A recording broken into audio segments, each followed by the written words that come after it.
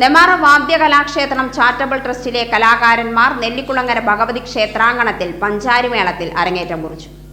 കൈകളിൽ ആവാഹിച്ച മേളത്തിന്റെ വഴക്കവുമായി കുരുന്നുകൾ ഉൾപ്പെടെ കൊട്ടിക്കയറിയപ്പോൾ ചുറ്റും നിന്നവർക്ക് അരങ്ങേറ്റം ആവേശമായി.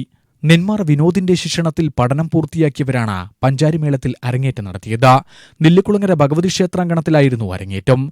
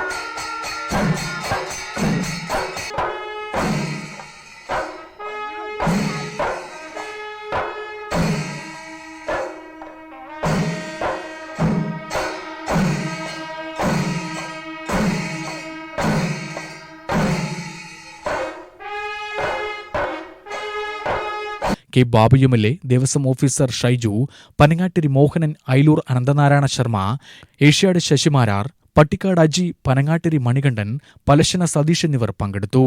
U T V news, Palakkad.